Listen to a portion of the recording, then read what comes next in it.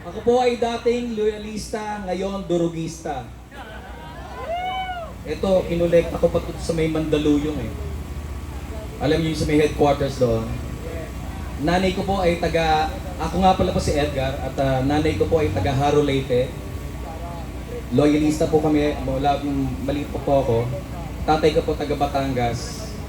Loyalista talaga kami. Pero ngayon, ayoko na. Hindi na po ako loyalista. Ako po ay Duterte na. Mula ngayon, sa lahat ng ginagawa nila sa mga Duterte, hindi ako po papayag. Mabuhay ang Pilipinas! Mabuhay ang Pilipinas! Ako po ay dating loyalista, ngayon durugista. Alam nyo na, pero hindi ako durugista, alam nyo na kung sino yung sinasabi kong durugista. Alam nyo, ito, kinolekta ko pa sa may Mandaluyong eh. Alam niyo yung sa may headquarters doon. Nanay ko po ay ako nga pala po si Edgar at nanay ko po ay taga Haro Leyte. Loyalista po kami, mula maliit po ako. Tatay ko po taga Batangas. Loyalista talaga kami. Pero ngayon, ayoko na. Pwede bang pagbura? Nangaratang pa kita. Demokrasya to, kahit pahuli nyo ako, pakulong nyo ako, wala ang pakialam. Hindi ako sanay magsalita pero kinakabahan ako pero pasensya na kayo. Ayun lang masasabi ko, thank you. Hindi, iniimbitahan ko po lahat, sana pumunta kayo bukas. 1:30. Mamaya na. Sana po basta hindi na po ako loyalista. Ako po ay Duterte na. Mula ngayon, sa lahat ng ginagawa nila sa mga Duterte, hindi ako po papayag. Hindi ako papayag sa ginagawa nila. Ayun lang masasabi ko. Lalaban tayo, lalaban ako. At mabuhay ang Pilipinas, ayun lang. Ayun lang po, maraming salamat po. Mabuhay ang Pilipinas! Mabuhay ang Pilipinas! Ako po ay dating loyalista. Ngayon, alam niyo na. Dating loyalista, ngayon durugista. Pero hindi po ako adik. Ang tinutukoy ko, alam niyo na kung sino. Kaya nasa baller ko. Alam niyo na. BBM. Makita-kita tayo. Sana dumami pa ang tao dito bukas at sa susunod na araw sa dumami pa tayo. At mabuhay kayo lahat at mag-iingat kayo. Pag maraming tao, alam niyo na, mag-iingat kayo lalo pag marami ng tao.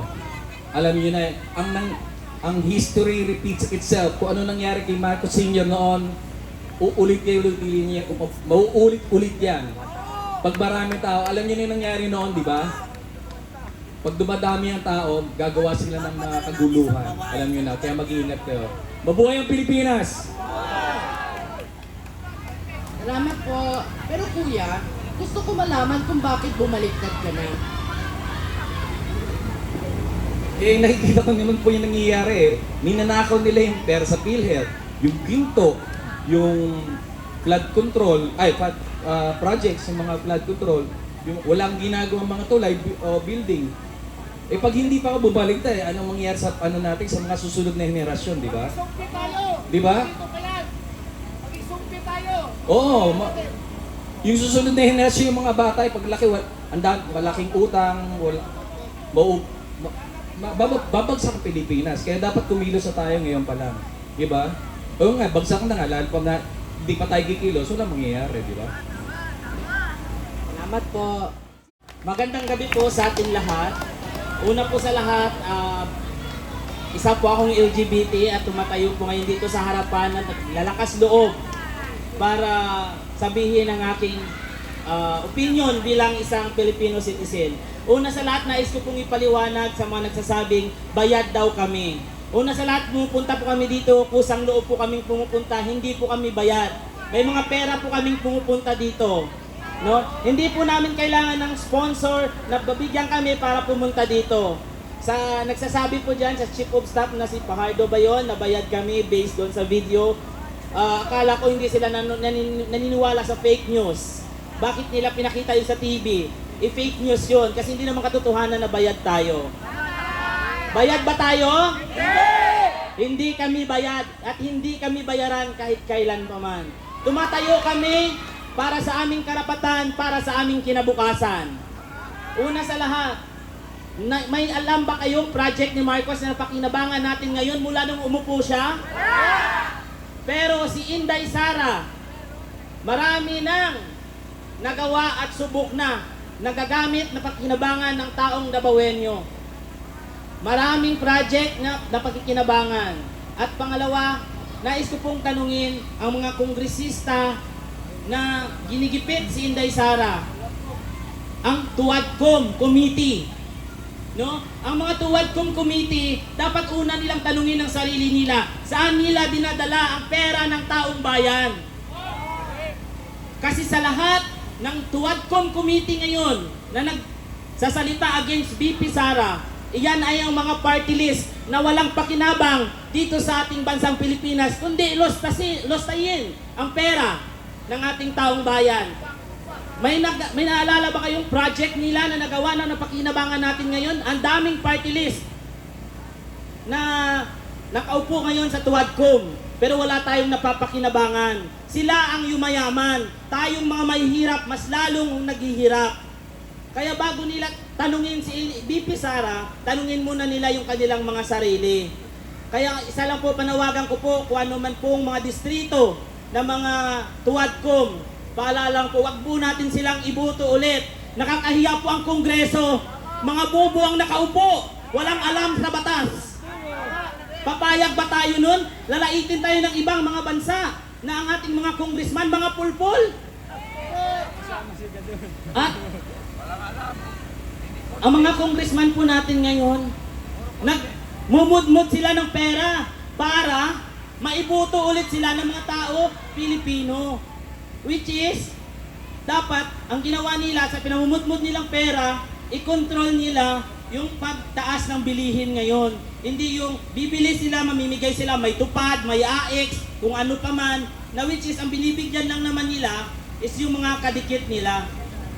Kaya, wag na po natin silang iboto. Pangatlo, yung mga nagsampa po ng kaso kay BP Sara ng mga PNP personnel, pasintabi po kung naririnig po man ninyo ang sinasabi ko about sa inyo. Freedom of speech po ito bilang isang citizen ng mamayang Pilipino. Una sa lahat, ba't kayo magsasampa ng kaso kay BP Sara as obstruction of justice?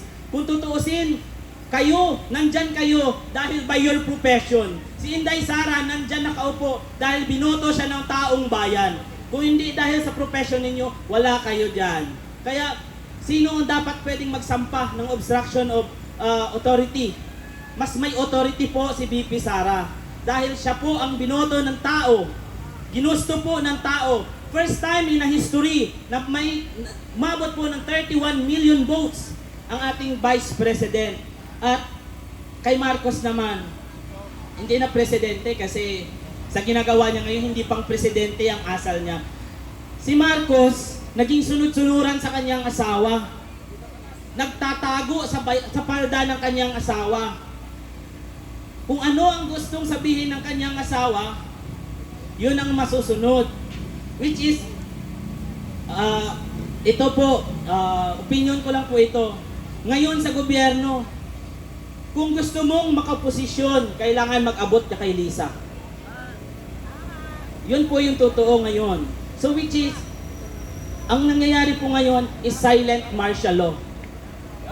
So kailangan, panawagan ko sa mga taong nakikinig, mga kasama natin, kamag-anak, magising na po kayo sa katotohanan na niloloko lang po tayo ng administrasyong ito. Ginagago lang po tayo nila para yumaman sila. At tandaan po natin, inaano nila yung China, tayo po ang kawawa pag nagyera. Sila may mga pera yan, anytime, lilipad ng ibang bansa. Tayong mga mahihirap, tayo ang nandito. Tayo ang lalaban para sa bansa natin. Hindi sila kasi may pera sila. Lilipad lang yan sila. So sino ang kawawa? Tayo. Babangga sila sa isang barko na mas malaki sa kanila. Kung tutuusin, kung yung ginto na binenta ni Marcos, kung inano niya sa atin yun bilang mamamayan, ginamit niya dito, bumili siya ng napapakinabangan para masabi ng mga taong, o ito si Marcos, binabango na yan ang pangalan nila. Kasi sira na yung pangalang Marcos, sinira niya ulit. Kahit anong mangyari, wala nang buboto sa mga Marcos. Dahil binaboy na naman nila ang bansang Pilipinas tulad ng ginawa nila nung nabubuhay ang kanyang ama bilang presidente. Yun lamang po at maraming salamat.